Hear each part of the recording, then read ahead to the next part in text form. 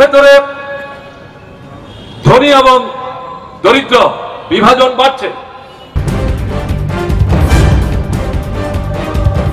একদিকে সর্বভারতীয় ক্ষেত্রে সিপিএমকে পুনরায় গ্রহণীয় করে তোলার জন্য দলের গ্রহণীয় মুখ হিসাবে মানিক সরকারকে তুলে ধরা, গরিব ও স্বচ্ছ মুখ্যমন্ত্রী হিসেবে সর্বভারতীয় প্রচার মাধ্যমে দেখানো, এমনকি স্বচ্ছতার গর্বীপনার স্বরূপ হিসেবে মুখ্যমন্ত্রী বাইসাইকেলে অফিসে যাতায়াত করেন বলেও প্রচার করা এবং সেই প্রচারে মুখ্যমন্ত্রী মানিক সরকারের কৌশলী সায় দেওয়ার মধ্য দিয়ে ভুলকেও ঠিক বলে চালিয়ে দেওয়ার কৌশলে দেশের রাজনীতিতে পরিচ্ছন্ন মুখ হিসাবে মানিক সরকারকে তুলে ধরে সিপিএমকে দেশের মানুষের সামনে পুনরায় প্রতিষ্ঠা করার অবিরত চেষ্টা চালিয়ে যাচ্ছে সিপিএম।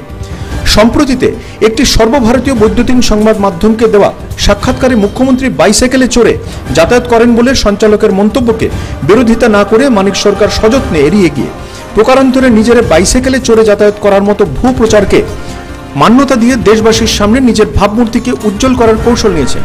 দেখে নেওয়া যাক সর্বভারতীয় সংবাদ মাধ্যমে নিজের বাইসাইকেলে চড়ার বিষয়টি কিভাবে মুখ্যমন্ত্রী মানিক সরকার সযত্নে এড়িয়ে গিয়ে নীরবতাকেই সম্মতির লক্ষণ হিসেবে প্রচার চালিয়েছেন।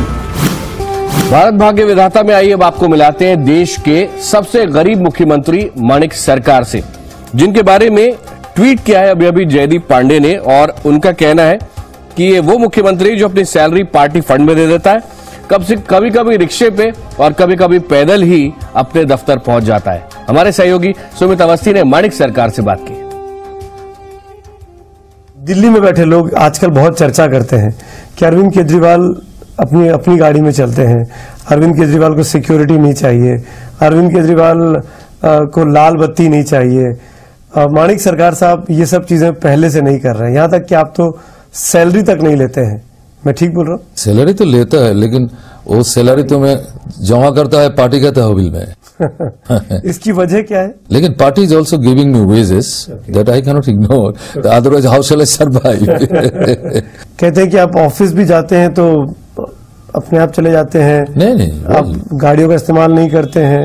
इस तरह की इंप्रेशन यहाँ दिया गया है दिल्ली के लोगों को कि आप एम्बेसडर्स में नहीं चलते हैं, आप पैदल वॉक कर लेते हैं, अपने स्कूटर पे चले जाते हैं। क्या ये कहानी ठीक है? I have no scooter at all.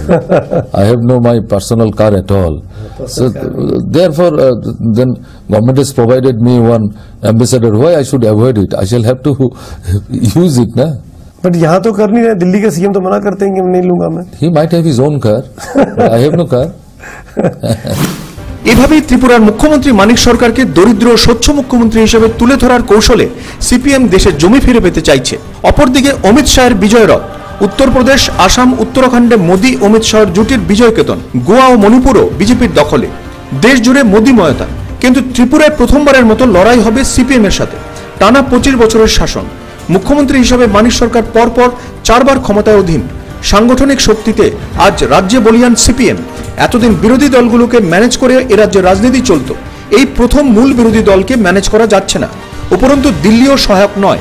এমত অবস্থায় ত্রিপুরার কুরুক্ষেত্রে এই প্রথম জমজমাট লড়াই। সম্মুখ সমরে রাজ্যের শাসক দল সিপিএম ও দেশের শাসক দল বিজেপি। দেশের মধ্যে যেমনভাবে সিপিএম এর অস্তিত্বের লড়াই, তেমনি উত্তর পূর্বাঞ্চলকে সম্পূর্ণভাবে করায়ত্ত করার বিজেপির অভিপ্রায়। ত্রিপুরার মাত্র 2টি লোকসভার আসন হলেও উত্তর পূর্বাঞ্চলের মোট 25টি লোকসভা আসনের সিংহভাগ নিজেদের দখলে রাখতে চায় বিজেপি। পাশাপাশি পশ্চিমবঙ্গ থেকেও বেশ কিছু লোকসভার আসন ঘরে তুলতে বদ্ধপরিকর অমিত শাহের দল। টানা 25 বছরের শাসনকে ফেলে দিয়ে ত্রিপুরা থেকেই পশ্চিমবঙ্গে বাম বিকল্পে মমতা ব্যানার্জির সমকক্ষ হয়ে ওঠার বার্তা দিতে চায় বিজেপি। তাছাড়া জাতীয় স্তরের সম্ভাব্য বিকল্প জোটে তাত্ত্বিক সংগঠক সিপিএমকে অপাঙ্ক্তেয় করে তুলতেও ত্রিপুরার কুরুক্ষেত্রে বিজয় চায় বিজেপি। সুতরাং 19-এর লোকসভা নির্বাচনে বিজেপির কাছে যথেষ্ট গুরুত্ববাহী ত্রিপুরার কুরুক্ষেত্র যুদ্ধ। আবার সমগ্র দেশে ঘুরে দাঁড়ানোর জন্য এই কুরুক্ষেত্রের যুদ্ধ সিপিএম এর কাছেও ততোধিক গুরুত্ববাহী। বাহ্যিকভাবে সিপিএম এর মূল অস্ত্র সাম্প্রদায়িকতা বিরোধী স্লোগান, উন্নয়নের স্লোগান, মোদী সরকারের এখনো কালো টাকা উদ্ধারে ব্যর্থতা এবং অর্থনৈতিক প্রসঙ্গগুলো। বিজেপির কাছে মূল অস্ত্র এনজিএন রেগায় দুর্নীতি, চিটফান্ড কেলেঙ্কারি, 10,323 কর্মচারীদের পে কমিশন, দ্রৌপদীদের বস্ত্রহরণ, সিপিএম এর অহংকার, স্বাস্থ্য ও শিক্ষায় বেহাল ছবি ইত্যাদির পাশাপাশি নরেন্দ্র মোদীর সবকা সাথ সবকা বিকাশের স্লোগান। কুরুক্ষেত্রের সম্মুখ সমরে যুযুধান দুই শিবিরের বাহ্যিক স্লোগানগুলো যাই হোক, ভোট যুদ্ধ কিন্তু বহুলাংশে নির্ভর করে সংগঠন, প্রশাসন ও নগদায়নের উপর। যদিও ক্যাডার ভিত্তিক দল বিজেপিও সাংগঠনিক শক্তিতে যথেষ্ট বলিয়ান হয়ে উঠেছে এ রাজ্যে, তথাপি অপর ক্যাডার ভিত্তিক দল সিপিএম এর সাংগঠনিক শক্তি এ রাজ্যে এখনো যথেষ্ট বেশি। সাংগঠনিক শক্তির বিচারে 18 কুরুক্ষেত্রে অনেকটাই পিছিয়ে থেকেই লড়াই শুরু করতে হবে বিজেপিকে। তবে হাতে রয়েছে অন্তত 5 থেকে 8 মাস। বিগত বিধানসভা নির্বাচনগুলোর মতো প্রশাসনকে ব্যবহার করা হয়তো সম্ভব হবে না শাসক দলের। কর্মচারীদের মধ্যে ক্রমবর্ধমান ক্ষোভ, টিসিএস টিপিএসদের বিরাগ ভাজনতা এবং কেন্দ্রীয় আনুকূল্যের অভাবে আইএস ও আইপিএসদের এবার অন্তত খুব বেশি পাশে রাখতে পারবে না সিপিএম। ভোটার লিস্টে কারসাজির হারও স্বাভাবিকভাবেই খানিকটা কম হবে। সর্বোপরি নির্বাচন কমিশনের ভূমিকা কতখানি শাসক দলের পক্ষে যাবে তা নিয়েও সন্দিহান সিপিএম। এদিক দিয়ে সিপিএম এর সাথে সমপর্যায় থেকেই কুরুক্ষেত্রে নামবে বিজেপি। তৃতীয়ত নগদায়ন, অর্থাৎ বিজ্ঞাপনের মতো আর্থিক সঙ্গতি ও অন্যান্য ক্ষেত্রে বিজেপি রাজ্যের বর্তমান শাসক দলের চাইতে অনেক এগিয়ে। অর্থাৎ ভোটকে নিজেদের ঘরে তুলতে সিপিএম ও বিজেপি প্রায় সমানে সমানে পাল্লা দিতে চলেছে 18 কুরুক্ষেত্র যুদ্ধে। তবে 18তে সিপিএম এর তুরুপের তাস কংগ্রেসের মতো রাজনৈতিক দলগুলো, যারা এতদিন ম্যানেজেবল হয়ে সিপিএমকে ক্ষমতায় থাকতে সাহায্য করেছে, তারা এবারও সচেষ্ট সিপিএমকে পুনরায় ক্ষমতায় ফিরিয়ে আনতে। তবে উপজাতি ভিত্তিক রাজনৈতিক দলগুলো শেষ পর্যন্ত কমন মিনিমাম প্রোগ্রামের ভিত্তিতে বিজেপির সাথে গেলে পাহাড়ের কোলে কালো মেঘ দেখতে পাবে সিপিএম। একদিকে বনের পাট্টা বন্টন, জমিয়া পুনর্বাসন, রেগার কাজ ইত্যাদিতে চরম দুর্নীতির ফলে প্রবল ক্ষোভ রয়েছে উপজাতি সমাজে। বিজেপি যদি সেই ক্ষোভগুলোকে কাজে লাগাতে পারে তাহলে পাহাড়ে কেল্লা ফতে। সব মিলিয়ে 18 কুরুক্ষেত্র যুদ্ধ খুবই জমজমাট।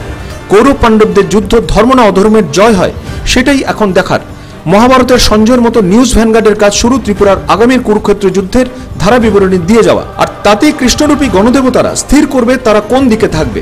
মহাভারতের মতো পাণ্ডব পক্ষে থাকবে কৃষ্ণ, নাকি আবারও ফোর্সফুল্লি কৌরব পক্ষে। Bureau report, news vanguard.